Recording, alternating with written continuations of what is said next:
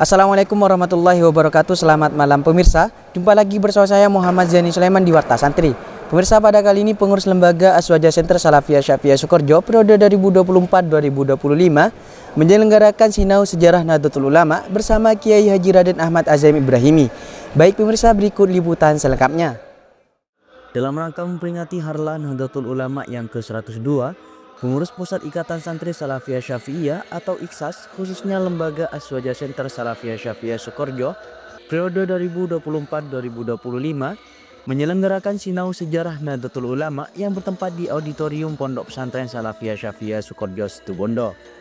Kegiatan ini merupakan proses pembelajaran kolaboratif untuk menggali, memahami dan merenungi perjalanan berdirinya Nahdlatul Ulama sebagai organisasi Islam terbesar di Indonesia, serta hal ini menjadi awal untuk mengenalkan dan melestarikan warisan nilai-nilai luhur perjuangan para ulama dalam membangun peradaban. Selain itu, kegiatan ini menjadi ajang mempererat silaturahmi dan ukhuwah Islamiyah di antara para santri. Hadir dalam acara pengurus Pusat Ikatan Santri Salafiyah Syafi'iyah, tamu undangan yakni pimpinan Lembaga Pondok Pesantren Salafiyah Syafi'iyah Sukoharjo Situbondo, seluruh peserta dari berbagai rayon IKSAS Nusantara, serta para santri yang dengan antusias mengikuti acara. Acara dimulai dengan iftitabil Fatihah yang dibuka langsung oleh pengasuh Pondok Pesantren Salafiyah Syafi'iyah Sukoharjo Situbondo, Kiai Haji Raden Ahmad Azami Ibrahimi. Kemudian, kemerduan lantunan ayat suci Al-Quran dibacakan oleh Ustadz Syekh Agil Khair menambah kehidmatan acara. Sebagai narasumber, Kiai Haji Raden Ahmad Azami Ibrahimi hadir memberikan pemaparan kisah inspiratif mengenai perjalanan dan perjuangan Nahdlatul Ulama, mengajak seluruh peserta untuk merefleksikan nilai-nilai luhur yang terus harus dijaga. Kemudian secara tasawuf bermuara pada dua muara besar, Al-Imam Al-Ghazali dan Al-Imam Junaid Al-Baghdadi. Secara akidah juga bermuara pada dua muara besar. Siapa?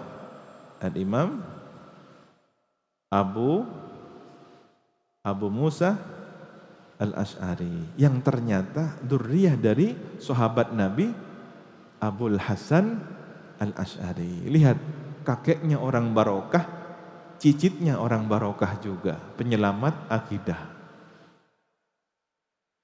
Kemudian Abu Mansur Al-Maturidi. Nah, inilah rumusan Ahlus Sunnah wal Jamaah. Ketika dijumlah seluruh umat Islam sedunia, mayoritas berada dalam kelompok ini. Dan setelah ditelusuri hadis Nabi yang menyebutkan bahwa penakluk Konstantinopel, panglimanya adalah panglima yang baik. Ya, sebaik-baik qaid, sebaik-baik panglima adalah panglima penakluk Konstantinopel. Sebaik pasukan adalah pasukan yang menaklukkan Konstantinopel. Itulah mengapa kemudian salah seorang sahabat Nabi dan wafat di sana. Konstantinopel yang sekarang menjadi Turki dan wafat di sana. Siapa namanya? Makamnya ada di sana. Yang pernah menghibahkan rumahnya di Madinah pada Nabi. PR.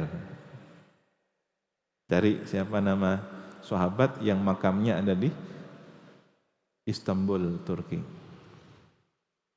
Jadi mendengar hadis ini, maka beliau berlayar ke Konstantinopel menunggu peristiwa penaklukan Konstantinopel. Subhanallah.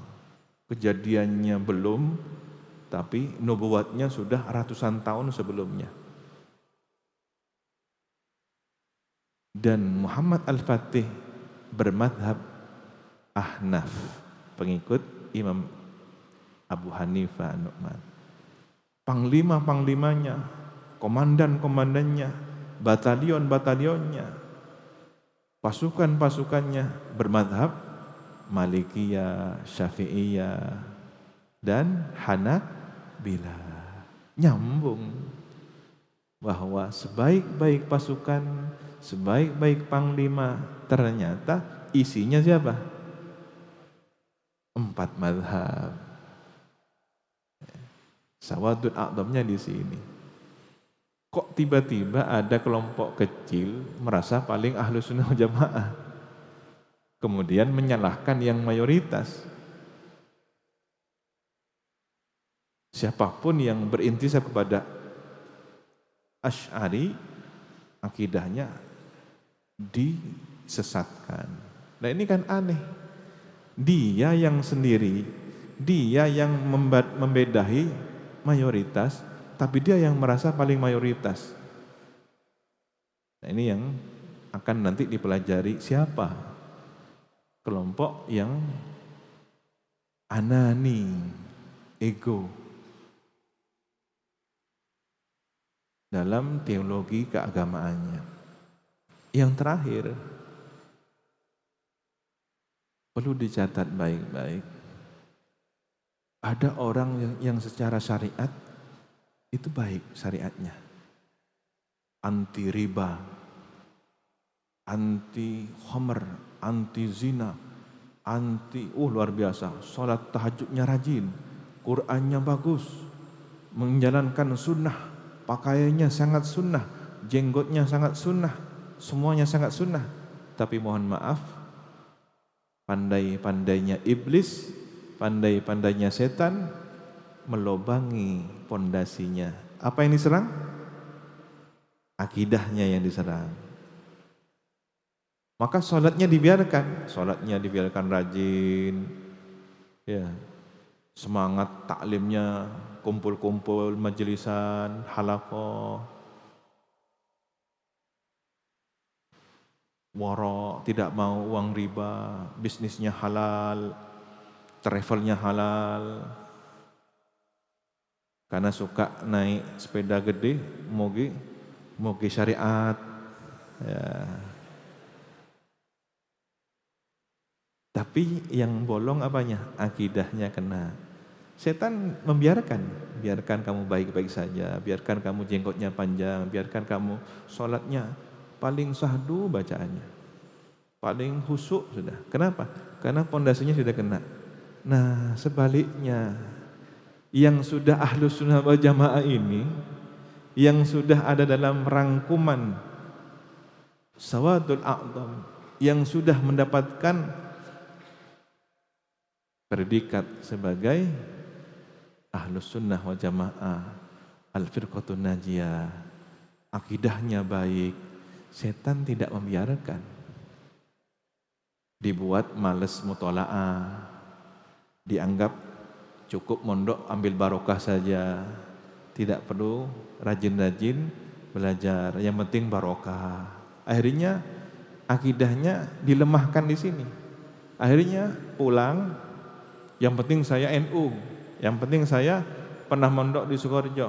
Tetapi urusan riba, mabuk duk PC, ya, urusan narkoba kena juga, urusan macam-macam. Kenapa? Karena dicari cara-cara lain yang bisa merusak amalnya. Akidahnya sudah tidak dikena, akidahnya sudah selamat, tapi pintu-pintu lainnya dimasuki. Na'udzubillahi min dzalik. Maka jadilah kalian kader Ahlus Sunnah wal Jamaah yang juga wara, yang juga selamat, iffatun nafsi. Jangan menjadi orang yang mukhatir, pemabuk, jangan menjadi orang yang pemalas, jangan menjadi orang yang ribawi, jangan menjadi orang. Alhasil harus belajar kafah dalam beragama itu. Kenapa sesama tetangga akur, hidupnya damai? Karena akidahnya sudah dikena, agamanya sudah dirusak, maka sosialnya dibiarkan baik-baik saja. Begitu. Jangan tertipu ya. Loh, orang non-muslim kok akhlaknya baik ya, orang non-muslim kok jujur ya. Ya memang dibiarkan oleh setan, karena sudah pondasi akidahnya dikena. Tapi umat Islam karena imannya tidak dikena, maka dirusaklah yang lainnya. Dibuat malas sholat, dibuat malas ngaji Quran, dibuat malas untuk menjalankan syariat dengan baik. Cara-cara itu yang kemudian merusak. Mudah-mudahan kita senantiasa dijaga oleh Allah Subhanahu wa taala.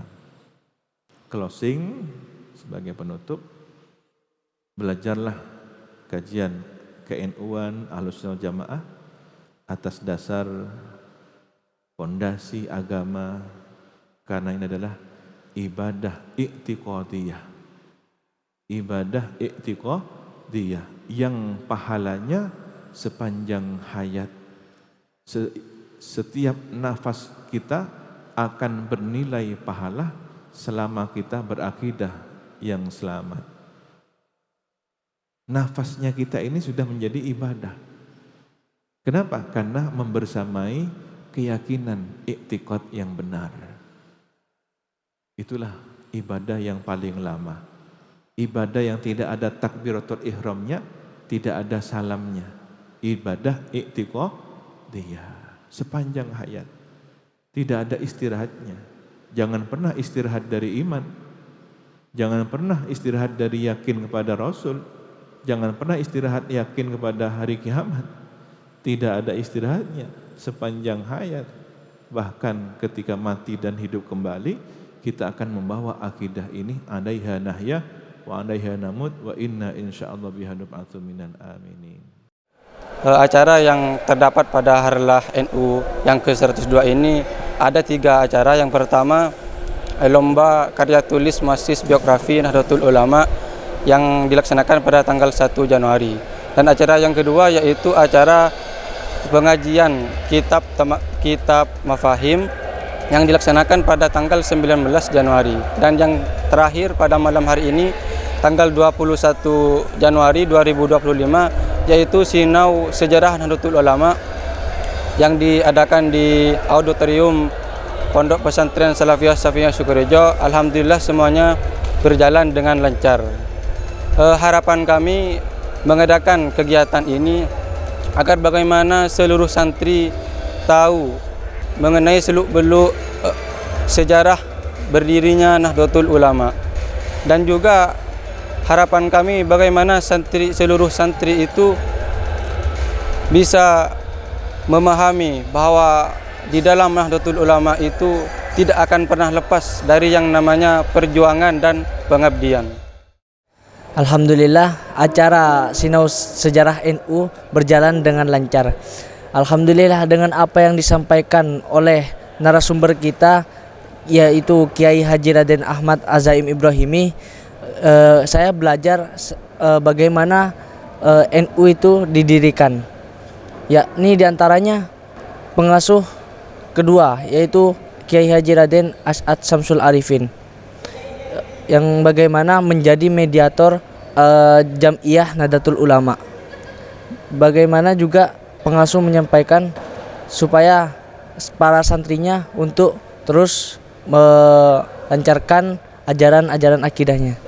Harapannya kepada seluruh santri untuk mempelajari akidah lebih dalam dan memahaminya dan untuk dipraktikkan di masyarakat.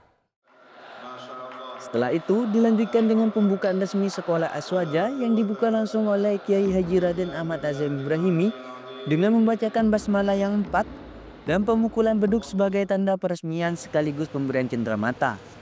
Sekolah Aswaja resmi dimulai menjadi langkah strategis dalam penguatan akidah dan pemahaman keaswajaan di kalangan santri. Sebagai bagian dari rangkaian kegiatan, penghargaan diberikan kepada para pemenang lomba karya tulis biografi muassis Nahdlatul Ulama, dan kemudian acara pun ditutup dengan doa yang dipimpin langsung oleh Dr. Andes Ervan Qudsi mengakhiri rangkaian kegiatan pada kali ini. S3 TV melaporkan.